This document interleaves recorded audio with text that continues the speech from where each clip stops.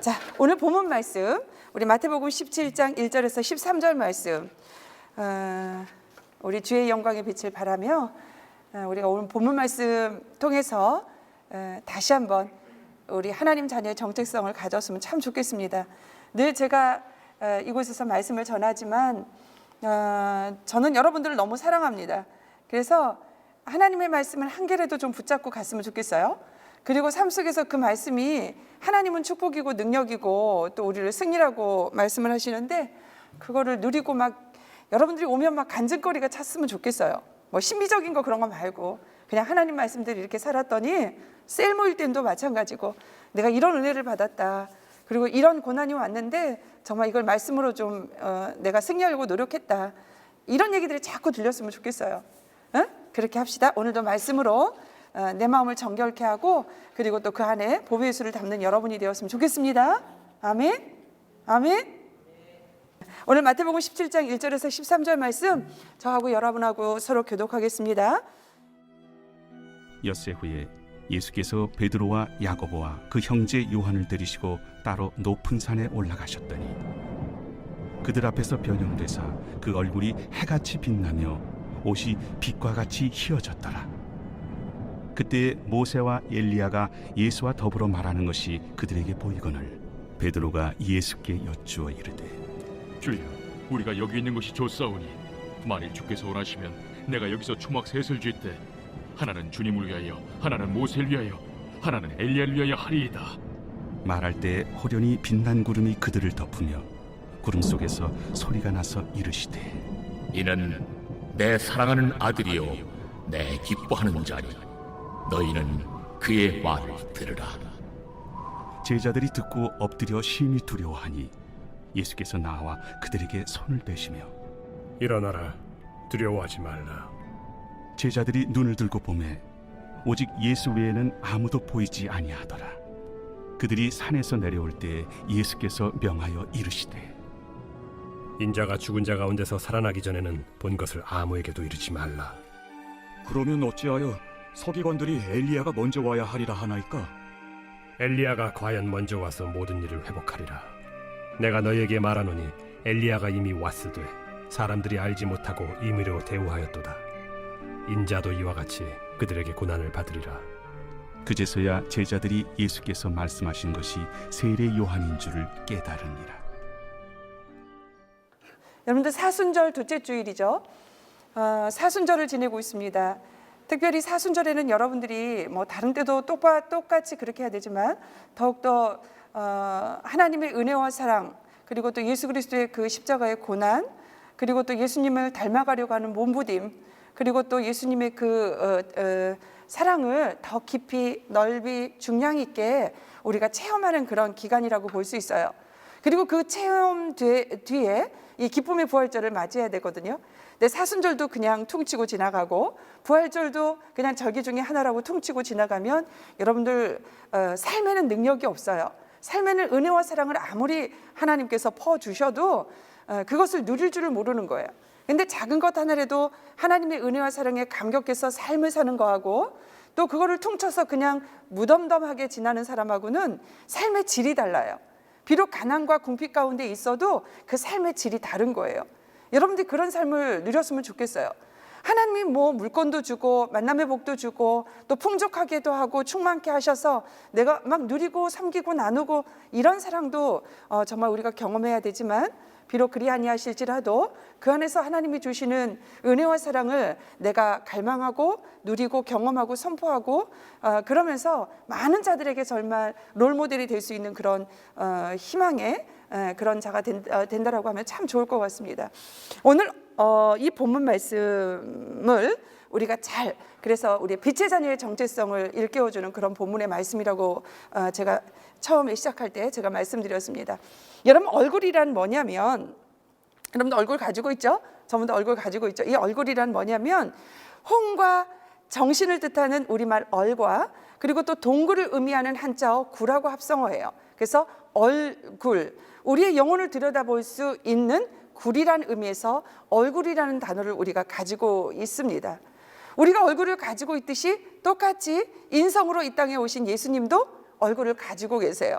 자, 예수님의 얼굴에는요, 인간의 얼굴도 그래도 보이지만 그래도 하나님의 얼굴도 보이게 되어 있습니다. 그래서 예수님의 얼굴에는 인간이 가지고 있는 희노애락, 아프고 그리고 또 즐겁고 그리고 또 애통하고 이런 모든 희노애락이 그 예수님의 얼굴에도 같이 있는 거예요.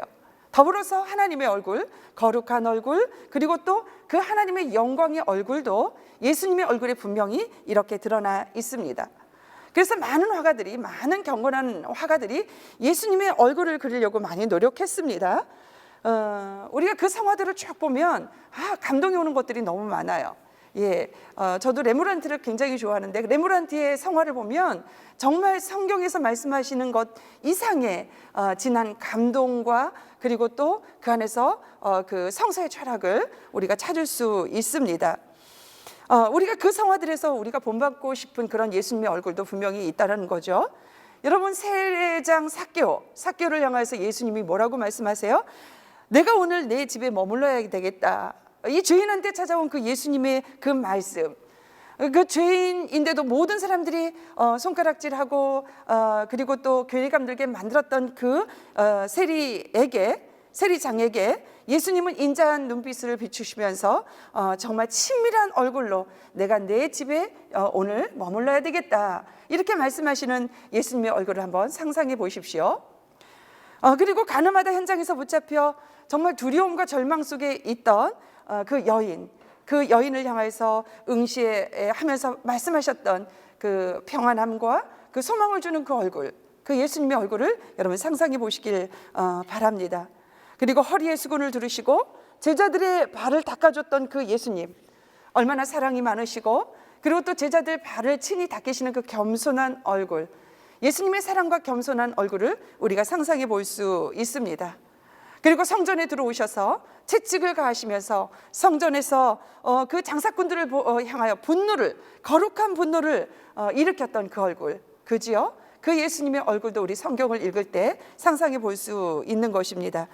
그리고 겟세마네 동산에서 밤새도록 기도하시면서 정말 땀방울이 핏방울 되도록 흘리셨던, 그래서 하나님의 말씀을 순종하기 위한 그 자세, 그 순종의 얼굴을 우리가 상상해 볼 수 있는 것입니다. 그리고 십자가에 못 박혀 죽으시면서 마지막까지 인류의 죄를 짊어지고 그 모든 것들을 이루시면서 다 이루었다, 내가 다 이루었다 하고 외치면서 마지막 안도의 한숨을 쉬던 그 승리의 기쁨의 얼굴, 이런 것들도 우리가 예수님의 얼굴을 상상해 볼 수 있습니다. 그리고 부활 후에 승천하셔서 그분의 나라를 통치하는 권세와 위엄 있는 그 얼굴, 하나님이시죠? 그 얼굴을 우리가 상상해 볼 수 있습니다. 우리는 하나님의 자녀예요. 그러면 그 형상대로 지음받은 우리의 얼굴에도 이런 것들이 우리 안에 있어야 되는 거죠. 자, 자기 얼굴을 한번 성찰해보고 옆 사람의 얼굴을 한번 바라봅시다. 그 얼굴이 남아있는지, 예수님의 얼굴이 또 우리 안에 있는지 한번 살펴봅시다. 우리는 예수님의 제자인 그리스도인이에요. 그래서 우리는 예수님의 얼굴을 닮아야 되는 것입니다. 나를 향한 예수님의 얼굴을 그린다면 나는 어떤 표정의 얼굴을 닮고 싶은지, 그리고 또 내가 그대로 지금 예수님의 얼굴을 내 삶 속에서 누리면서 표현하고 살고 있는지, 우리가 지금 제가 거론한 모든 것들이 다 우리 안에 필요하죠. 특별히 여러분들이 닮고 싶은 얼굴이 있을 거예요. 예수님의 이런 모습은 내가 정말 닮고 싶어.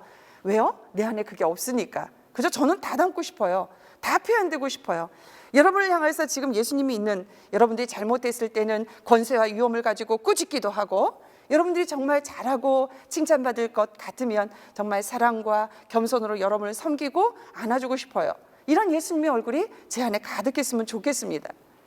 여러분들도 그렇게 사모하는 여러분 되길 간절히 원합니다. 사모할 뿐만 아니라 여러 삶 속에서 우리 진원이를 보면 예수님의 얼굴이 자연적으로 드러나는 것 같아. 우리 효지를 보면 정말 예수님의 그 온화한 성품이 얼굴에서 드러나는 것 같아. 이렇게 표현되도록 우리 공동체 안에서 서로 권면하고 기도해 주면서 우리가 그렇게 닮아갔으면 좋겠습니다.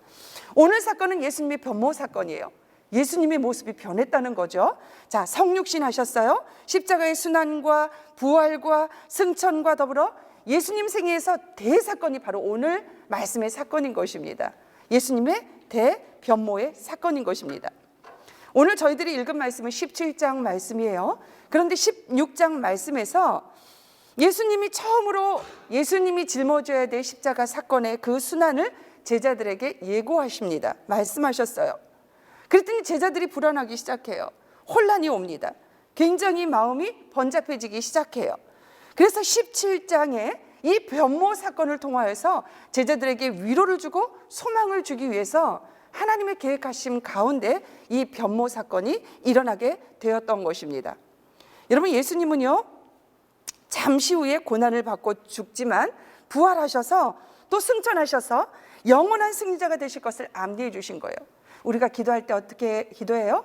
예수님이 죽으심 가운데 부활하시고 승천하시고 우리 모든 만물을 통치하시고 이루어 가신다라고 우리가 기도하죠.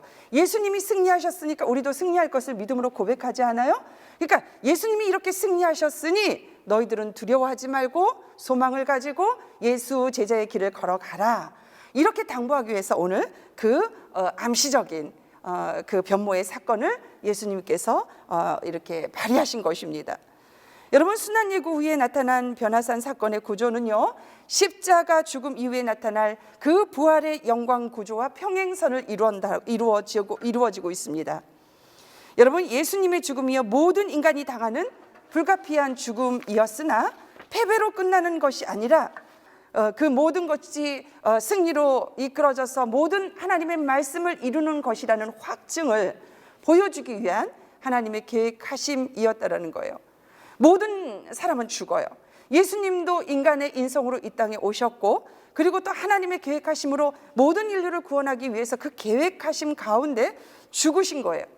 너도 죽고 나도 죽어요. 그렇지만 예수님은 그 죽음 다음에 부활이 있었고 승천이 있었고 지금까지도 살아 역사하셔서 우리와 함께 계시는, 내 안에 계시고 내가 예수 그리스도 안에 있는 그 모든 사실을 확증하는 그 내용이라고 볼 수 있는 것입니다. 여러분, 오늘 본 말씀 읽었는데 그 말씀 중에 엿새 후에라는 단어가 있습니다. 그리고 높은 산이라는 장소적인 시간과 장소적인 그런 개념의 낱말이 나와요. 그리고 베드로와 요한과 야고보, 베드로와 야고보와 그 형제 요한, 이 세 명이 등장합니다. 이 사건이 꾸며낸 가공의 이야기가 아니라는 것, 이건 가짜가 아니야.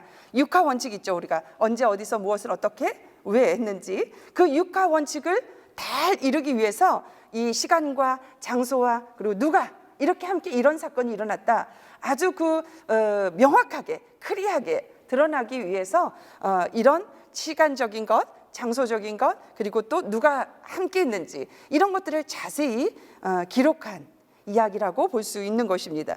여러분, 예수님의 이 변모 사건은요 공간복음 모든 곳에 다 나와 있어요. 그만큼 중요한 사건이기 때문에 여러분들 오늘 본문 말씀에서 깊이 주님의 음성을 듣고 그 말씀대로 여러분들 모든 삶 가운데 이루어지는 여러분이 되었으면 좋겠습니다. 예, 마태는요 수신자였던 초대교회 유대인 성도들에게 이 사건을 통해서 예수님이 영원한 신적 영광을 지니신 분명한 하나님의 아들이시다. 인간이 누구나 그렇게 변모하는 거 아니죠. 하나님의 아들이기 때문에 하나님의 형상대로 변모하는 것들을 보여준 사건이다.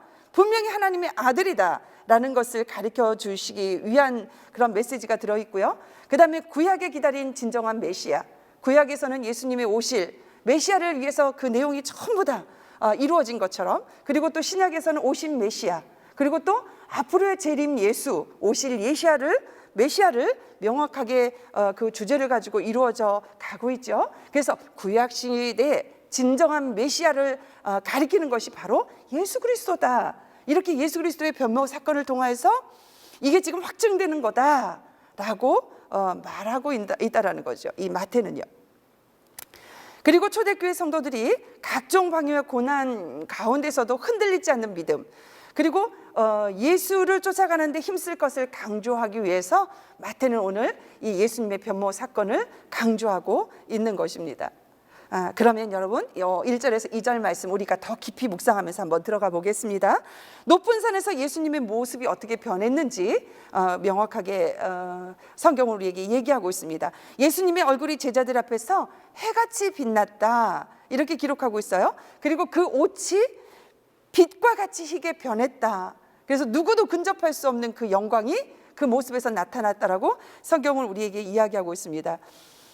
여러분, 예수님께서 첫 번째 순환 예고를 들은 그 제자들은요 혼란에 빠졌어요. 아니, 예수님이 이 땅에 메시아로 온 줄 알았는데, 우리의 정치적인 메시아, 우리의 경제적인 걸 해결할 메시아, 우리가 로마의 제국으로부터 해방될 그 메시아, 그리고 또 이 온 세계를 재배할 그 메시아가 우리 예수님인데, 예수님이 곧 순환을 당하고 십자가에 못 박혀 돌아가신다라는 얘기예요. 그러니까 예수님은 제자들에게 변화산에서 신적 영광을 보여주면서 나는 하나님이야, 그러니 나에게 소망을 두고 이 땅의 그 작은 것들에 매여 있지 말고 하나님 나라를 위해서 너희들이 그 제자의 길을 걸어간다라는 메시지를 주기 위한 말씀이라는 거죠. 여러분, 예수님은 이 사건을 통해서 그분이 세상을 구원하기 위한 성육신하신 메시아이며, 그리고 십자가의 고난을 받으나 부활의 영광을 누릴 그분이라는 것을 명확하게 이야기해주고 있는 것입니다. 분명히 하나님의 아들이라는 것을 명확하게 보여주는 거죠. 그리고 예수님은 그 베드로와 야고보와 요한만 따로 데리고 높은 산에 올라갔어요. 남은 제자들은 섭섭했을 것 같아, 그지? 같이 데리고 가지. 그 영광의 자리에 왜 베드로와 야고보와 요한만 따로 데려가셨을까? 그것은 율법의 증인으로 요구되는 인원이 2-3명 정도예요. 그러니 수제자들을 데려갈 수밖에 없지, 그죠? 수제자들을 데려가서 이 수제자들을 통해서 남은 제자들을 더 리더로 이끌어주고, 그리고 또 나중에 성령의 역사로 이루어질 많은 제자들을 향해서 이렇게 앞에서 리더의 역할을 강조하기 위해서 아마 그들을 데려가지 않나 이렇게 생각을 합니다. 어쨌든 율법에는요 증인이 2-3명 있어야 돼요. 1명 갖고는 안 돼요. 그래서 그 3명의 정족수를 맞추기 위해서 베드로와 요한과 그리고 또 야고보만 따로 예수님이 그 변화산에 데리고 올라간 것입니다. 2절에서 변형되다로 번역된 헬라어 원형 모르페는요, 내면의 영적뿐만 아니라 변화된 모든 것들이 본질적으로 변하는 거예요. 그러니까 예수님이 외모로만 해같이 빛나고 옷이 휘어진 게 아니라 그 내면에서 신적인 영성, 그 영광까지 더불어서 빛을 발하는 존재적인 변화가 지금 변형되사, 이 의미의 헬라어의 단어라고 볼 수 있는 것입니다. 여러분, 예수님이 외형적으로는 죄인의 육신을 입었어요. 왜요? 사람의 형상으로, 인성으로 이 땅에 오셨어요. 그래서 모든 희노애락도 다 가지고 계시고, 그 모든 사람의 모든 것들을 가지고 계신 분임과 더불어 신적인 그런 하나님의 아들로서의 그 내면의 것들도 가지고 계신 거죠. 그러니까 내면은 전혀 죄가 없으신 거예요. 내면에는 전혀 죄가 없으신 신적인 영광을 가지신 분이 바로 예수님이라는 거예요. 그래서 이 예수님의 그 외형적인 것, 그리고 내면적인 그 영광까지 모든 것들이 하나님의 아들이다라는 것을 누구나 느낄 수 있도록 그렇게 변모를 하셨던 것입니다. 여러분, 모세가요 얼굴빛이 하나님의 영광에 투영된 빛을 통하여서 너무 그것을 바라볼 수 없고 너무 그것이 두려워서 뭘로 가렸다 그랬어요? 옛날에 수건으로 가렸다라고 그러죠. 그러죠? 예수님 하나님을 만났을 때 그 하나님의 그 영광에 투영된 빛이 두렵고 떨려서 수건으로, 감히 그걸 바라볼 수 없어서 수건을 덮어서 가려진 빛이라 그러면, 예수님은 얼굴빛은 몸 자체에서 빛나, 얼굴빛뿐만 아니라 몸 자체에서 빛나는 그런 신적 영광의 빛인 것입니다. 그래서 모세와 차원이 다른 그런 빛이라고 볼 수 있는 것입니다. 여러분, 예수님의 얼굴빛과 흰옷은요 예수님의 신성을 나타내는 것이에요. 하얀색은 성결하고 거룩하고 그리고 또 정결하죠. 그래서 예수님의 신성의 모습을 나타내시는 것입니다. 아마 하나님 나라에 계실 때 그 모습 그대로 비춰진 변모의 모습이 아닌가 싶습니다. 따라서 예수님은요 부활해 주시면서 승천의 온 세상을 다스리는 통치자임을 만민 앞에 드러내기 위한 사건을 하나님께서 만드신 것입니다. 또한 앞으로 제자들이 어떤 고난과 핍박을 당해도 영광스럽게 부활하신 주님을 소망하며 이겨내도록 위로와 용기를 주시는 거예요. 자, 우리가 지금 사순절 기간을 지나고 있습니다. 기쁨의 부활절도 이제 사순절 40일이 지나면 우리에게 다가옵니다. 우리는 부활이 기쁨이고 축제고 영광이고 그렇죠. 소망이죠. 그러니까 이 모든 것이 예수 그리스도의 그 하나님의 아들 변모된 그 사건을 통해서 우리에게 하나님 아들이 우리와 함께 계신다는 그 소망을 가지고 이 땅에서 힘들고 어렵고 고난이고 정말 어렵지만 그 가운데 위로와 용기를 가지고 넉넉히 승리해라 라는 메시지를 주시는 것입니다. 여러분들은 예수를 믿어 이 땅에 지금 이 자리에 있는 것입니다. 예수님을 믿기 전에 여러분들 모습과 예수님을 믿은 다음에 여러분들 모습에 차이가 있는지 없는지 여러분들 한번 생각해 보는 여러분이었으면 좋겠습니다. 내 얼굴에 내 삶에 예수님 진짜 존재적으로 첫사랑을 통하여서 만난 그때, 그리고 제가 지난 시간에 말씀드린 것처럼 세례를 기억하라 이렇게 말씀을 드렸는데, 그 세례 때 내가 하나님 앞에 만민 앞에 확증하면서 내가 하나님의 자녀로서 구원받은 자로서 인침받은 것을 만민 앞에 확증했을 때 그 감격, 그런 것들을 겪은 후에 여러분들은 어떤 모습으로 살아가고 있는지, 이전 모습과 그 이후의 모습이 어떤 모습인지, 그리고 아직 내가 예수 그리스도를 진짜 만나서 존재적인 변화를 겪지 못했다 그러면 내가 지금 어떤 모습으로 변해야 되는지에 대해서 여러분 기도하고 성찰하고 변화되는 여러분이 되길 간절히 원합니다. 그리스도의 빛이 내 안에서 각각 어떤 변화가 일어날 거야 되는 말씀은 오늘 말씀을 통해서 분명히 여러분들을 아실 것입니다. 예수님 믿기 전의 모습과 그 이후의 모습이 똑같다라 그러면 여러분 이건 안 되는 거예요. 말도 언행도 내 안에서, 그리고 행함도, 그리고 또 삶의 열매도 똑같다라 그러면 안 되는 것입니다. 여러분 우리는요 예수님의 영광의 빛을 받은 빛의 자녀예요. 그죠? 바울은요 너희가 전에는 어둠이었더니 이제는 주 안에서 빛이라, 빛의 자녀들처럼 행동하라. 여러분 빛이 어떻습니까? 빛은요 아주 미세한 빛이 어둠 속에 있다 그러면 그 빛으로 인해서 소망이 되고 그 빛으로 인해서 어둠이 물러가고요. 여러분 칠흑 같은 어둠 가운데도 새벽에 조그만 해가 떠올라도 세상은 밝아지게 되어 있는 거예요. 그러니까 내 자신만 빛날 뿐만 아니라 내 주변에 있는 모든 것들도 빛나게 만드는 것이 빛의 자녀의 사명이거든요. 그 존재 가치예요. 그게 정체성이에요. 그런데 내가 그 빛을 발하지 못하고 그냥 어둠 속에 묻혀서 어둠같이 이렇게 살아간다 그러면 안 되는 것이죠. 그래서 바울 사도는요 빛의 자녀처럼 행동하라 라고 지금 우리에게 이야기하고 있는 것입니다. 예수님의 범호 사건은요 장차 그분을 따르는 성도들에게 경험될 큰 변화를 암시해주고 있는 사건이라고 볼 수 있는 것입니다. 또 바울은요 나팔소리가 나매 죽은 자들이 썩지 아니할 것으로 다시 살아나고 우리도 변화되리라 이렇게 고린도전서 15장에 말하고 있습니다.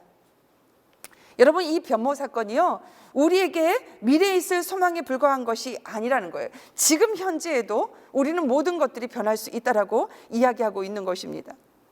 여러분들 아까 모세 얘기를 했지만 모세도 시내산에서 하나님을 대면하고 내려온 후에 그 얼굴이 광채가 났다 그랬어요. 그죠? 예. 시내산에서 내려올 때 그 율법 십계명을 들고 내려올 때 그 모세의 얼굴이 정말 광채가 났다라 그랬어요. 하나님이 부어주신 영광의 광채거든요. 그리고 또 우리 신약 성경에 보면은 복음을 전하다가 돌로 맞아 죽은 스데반 집사 있죠. 그 스데반도 얼굴이 천사의 얼굴같이 빛이 났다라고 이야기하고 있습니다. 이처럼 우리가 하나님과 깊은 교제를 하는 하나님의 자녀들, 그 하나님의 영광의 빛이 우리 얼굴에 비치고 우리 몸에 비치고 우리 삶 가운데 비치는 거예요. 우리가 경건한 삶을 통해서 세상의 어떤 아름다움과 견딜 수 없는 그 빛이 우리 자체 내에서 발현하게 되어 있는 것입니다. 여러분 날마다 시간을 정해서 기도했던 다니엘, 바벨론 왕궁에서 진미를 먹은 그 아이들하고 이 다니엘하고의 채소만 먹은 그 다니엘하고의 얼굴에서 확연히 시험을 통하여서 분별할 수 있는 그것을 우리가 성경을 통해서 볼 수 있죠. 오히려 왕의 음식을 먹고 그 진미를 먹었던 자들은 오히려 더 피폐하고 채소만 먹고 하나님의 말씀에 붙잡아 소망을 가지고 그 의지를 굳혔던 그 다니엘과 그 친구들은 아름답고 건강해 보이고 더욱더 빛을 발했던 것이 성경에서 우리에게 말씀하고 있는 그 말씀의 내용이라고 볼 수 있는 것입니다. 우리가 받은 예수님의 빛은요, 우리에게 새 사람의 옷을 입혀 날마다 새롭게 하며 창조주 하나님의 형상을 닮게 한다라고 성경은 우리에게 이야기하고 있습니다. 그래서 그 빛을 통해서 우리가 날마다 새롭게 거룩하고 성결하고 경건하고 정결하게, 그리고 또 하나님의 능력을 받은 그 자녀로서의 삶을 살아가는데 부족함이 없도록 우리를 이끄시는 거예요. 그리고 창조주 그 살아계신 하나님의 형상을 담게 하는 그 능력이 그 안에 있는 것입니다. 이게 지금 오늘 본문 말씀의 내용이에요. 그리고 4절에서 8절 말씀은요, 베드로가 예수님께 말씀을 하지요. 베드로가 초막셋을 짓겠다라고 할 때, 그렇게 얘기할 때 구름 속에서 하나님의 음성이 들려요. 우리가 어떤 음성입니까? 이는 내 사랑하는 아들이요 내 기뻐하는 자니 너희는 그의 말을 들으라. 이렇게 하나님의 음성이 구름 속에서 들리게 되어 있습니다. 모든 영광이 사라진 뒤에 오직 예수 위에는 아무것도 보이지 않는 가운데서 하나님의 음성이 들려주었던 것입니다. 여러분, 베드로는요, 모세와 엘리야와 예수님이 이렇게 말씀을 나누는 것을 보게 돼요. 초막, 그리고 그 말씀을 나누는 것을 보고, 그럼 내가 예수님 초막셋을 지어서 그곳에 모세, 엘리야 그리고 예수님을 모시겠습니다, 이렇게 얘기하는 거겠죠. 이렇게 엉뚱한 말을 베드로가 하게 됩니다. 여러분, 초막으로 번역된 헬라어 스케네는요, 초막절에 임시로 거하는 장소예요. 임시로 이렇게 지어진 건데 그 움막입니다. 예. 초막절은요, 6월절, 7.7절 그리고 또 이 초막절과 함께 이 이스라엘 백성의 3대 절기 중에 하나인 것입니다. 이 초막절이 그 히브리어로 수콧이라고 그래요.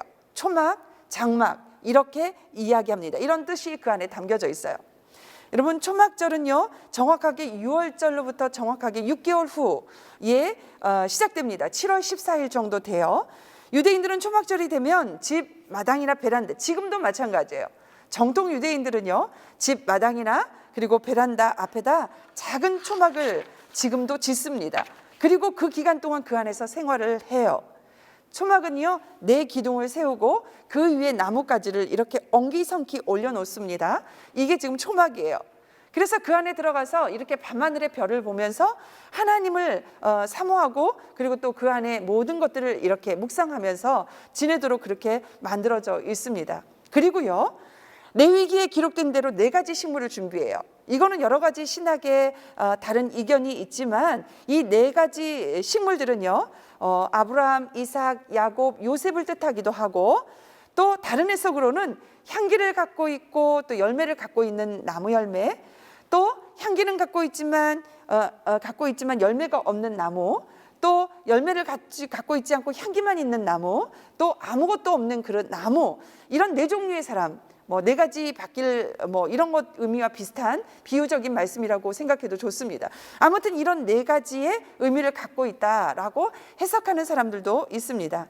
그래서 초막절은요, 이스라엘 백성이 추수감사와 광야 생활을 기념하는 것 외에 기독교인에게 굉장히 많이 그 중요한 의미를 그 안에 담고 있습니다. 바로 이스라엘 백성이 모세의 인도에 따라 성막을 짓기 시작한 날이 바로 이 시점이에요. 그리고 또 솔로몬 왕이 예루살렘 성전을 멋있게 지은 다음에 봉헌한 날도 이 초막절입니다. 그래서 유대인들은 초막절의 마지막 날 이게 큰 구원의 날이다, 이렇게 지정을 하고 그날을 기념하고 그날을 지금까지도 잘 이렇게 지어서 이어 나오고 있는 것입니다. 여러분, 6월절은요, 어린 양이신 예수님을 통하여서 우리가 구원의 큰 기쁨을 맛본 날이에요. 그리고 또 오순절은요, 모세가 하나님으로부터 말씀, 토라를 받은 날이고 우리에게는 성령 강림절과 통하는 날이기도 한 것입니다. 이런 맥락에서 볼 때 초막절이요, 성전이 지어진 날로, 성전이 주인이신 그 예수님을 기억하는 날로, 스가랴의 예언처럼 다시 오실 메시아를 기다리는 그런 절기의 의미가 초막절에 담겨져 있는 것입니다. 근데 오늘 요새는 이 기독교인들이 정말 이 초막절을 많이 상실하고 있어요. 잃어버리고 있습니다. 그래서 성전의 주인이시며 말씀의 주 예수님이 다시 오실 것을 기대하는 마음들이 굉장히 약해지고 있어요. 우리가 예전에도 우리 어머니 시대에는 마라나타 굉장히 많이 불렀습니다. 그죠? 다시 오실 예수님을 소망하며 그 어려운 때 그 고난을 참고 이기는 그 신앙이 굉장히 강했어요. 우리가 초막절의 의미를 되살려 우리가 깨어서 메시아를 맞이할 그런 신부의 그런 자세가 우리 안에 필요한 것입니다. 그래서 다시 오실 메시아를 우리가 사모하며 마라나타 신앙으로 하루하루를 살아가는 여러분의 신앙이 되길 간절히 원합니다. 그 초막 세 개를 짓는다라고 베드로는 지금 예수님한테 말씀드린 거예요. 자, 베드로의 대답은요, 고난 없이 신비한 영광을 누리려고 하는 인간적인 욕심에서 비롯된 것이라고 성경은 우리에게 메시지를 주고 있는 것입니다. 그러자 하나님의 임재를 상징하는 그 빛난 구름이 베드로의 욕심을 덮쳐버렸어요. 그리고 구름 속에서 오늘 본문 말씀처럼 하나님의 음성이 들렸던 것입니다. 이는 내 사랑하는 아들이요 내 기뻐하는 자니 너희는 그의 말을 들으라. 이렇게 지금 하나님이 직접적으로 계시하며 말씀이 임한 것입니다. 이 말씀은 예수님이 신성한 메시아이며 유대인들이 그토록 기다리던 그런 구원자임을 확증시켜주는 그 음성이라고 볼 수 있는 것입니다. 오직 예수 외에는 아무도 보이지 아니하더라, 이렇게 성경은 말씀하고 있죠. 이 말씀의 증거도 예수님이 구약의 가장 위대한 인물 누가 있어요? 구약의 가장 위대한 인물이 누가 있어요? 모세가 있죠. 모세는 율법의 대표자예요. 그죠?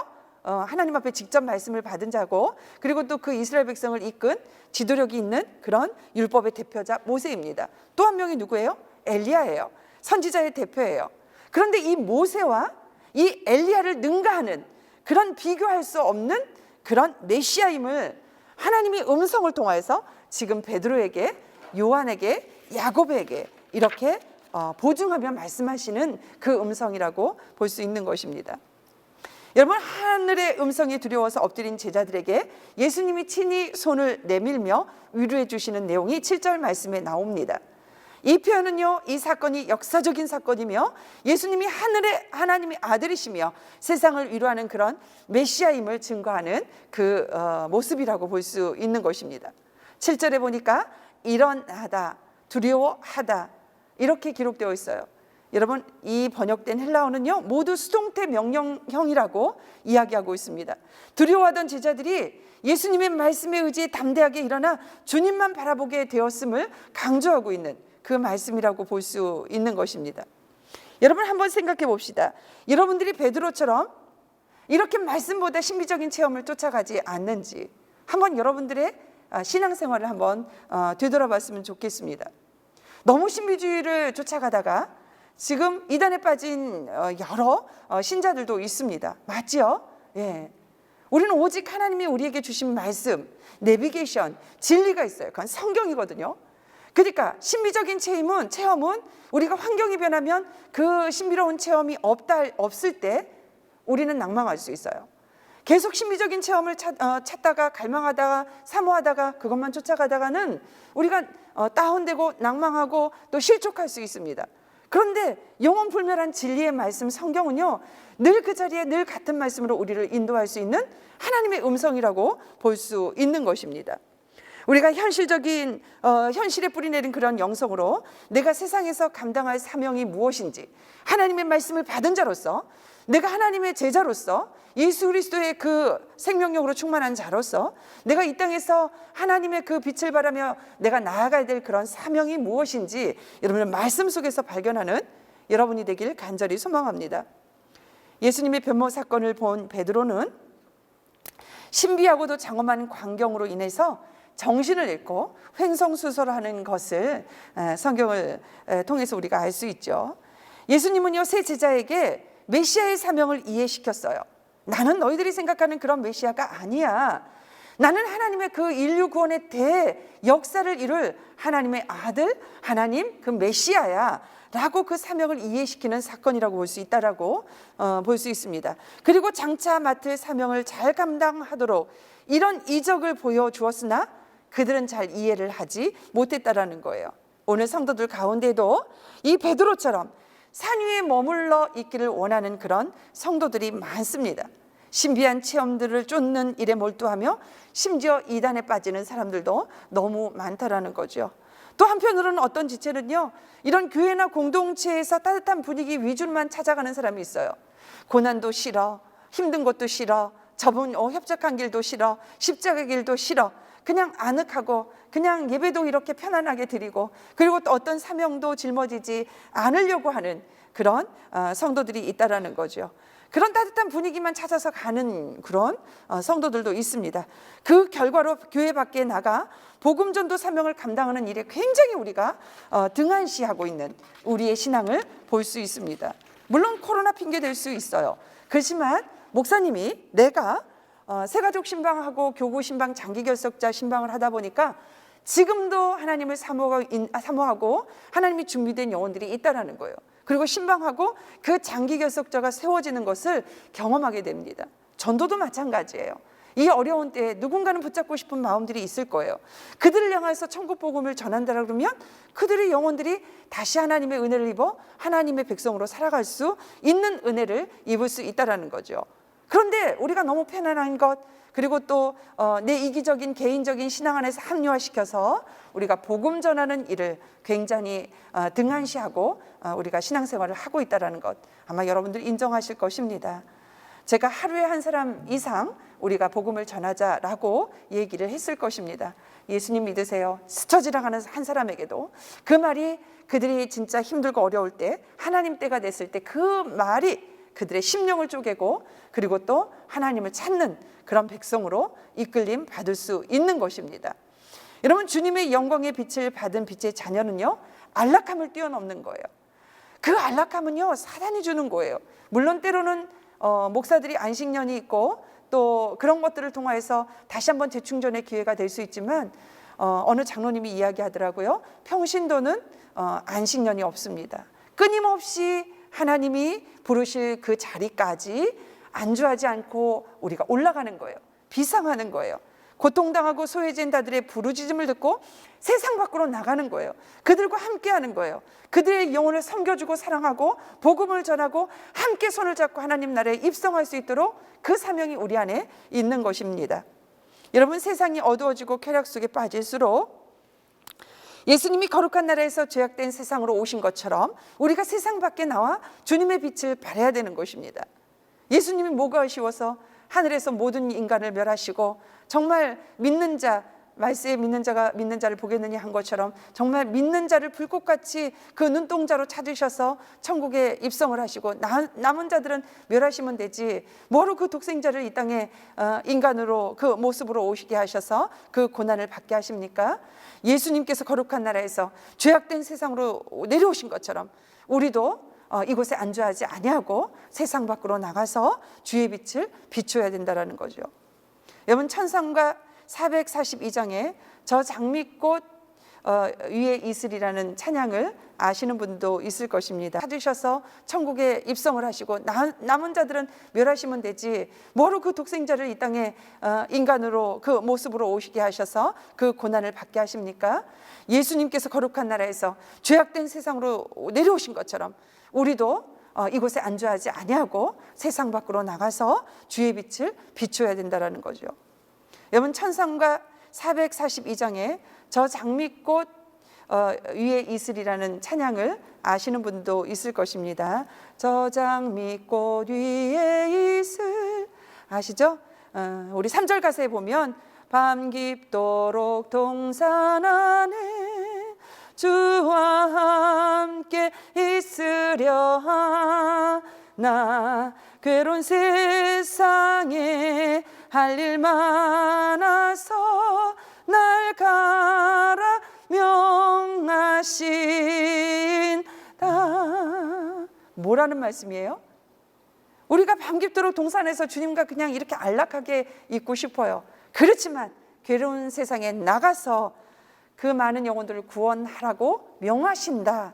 이 찬송가거든요. 하나님은 안주하고 그 자리에 있는 우리를 지금도 세상 밖으로 나가라고 합니다. 그리고 세상 밖에서 빛의 자녀답게 살면서 복음을 전하라고 말씀하고 있는 것입니다. 여러분, 말씀을 정리하겠습니다. 예수님은요, 메시아세요. 그렇지만 제자들은 예수님의 그 사역을 정확하게 이해하지 못했습니다. 그래서 예수님은 높은 산으로 그들을 데려가서 변모하심으로 그들을 위로하고 그리고 또 그들의 사명을 깨우쳐 주신 거예요. 오늘 말씀을 통해서 여러분들 심령 속에 하나님의 음성으로 들려주신 그 말씀처럼 예수님이 사명을 깨우쳐 주셨습니다. 나아가 십자가의 고난과 그 죽으심 이후의 부활의 영광을 미리 예수님의 변모 사건을 통해서 제자들에게 보여주신 것입니다. 여러분, 고난 없는 영광은 없어요. 여러분들, 죽음 없는 부활은 없습니다. 부활절에 우리가 죽음을 통하여서 부활을 맞이하고 고난을 통하여서 우리가 영광을 얻는 것이거든요. 그런데 이 사순절 기간, 여러분들 그런 것도 없이 그냥 부활절을 맞는다라 그러면 세상 사람들과 똑같은 거예요. 여러분들이 사순절을 어떻게 지내야 될지 고민하는 여러분들이 되길 간절히 소망합니다. 우리가 최후 승리를 얻을 때까지 십자가를 붙들고 하늘의 영광을 구하며 성령의 더우심으로 거룩한 삶을 살아가는 빛의 자녀가 되길 간절히 원합니다. 우리 성도는 예수 그리스도의 빛을 받았어요.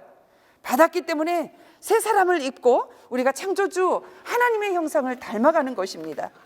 우리가 그 모습 잃지 않고 하나님 앞에 설 때까지 그 모습으로 주의 영광이 가득한 우리의 삶이 되길 원합니다.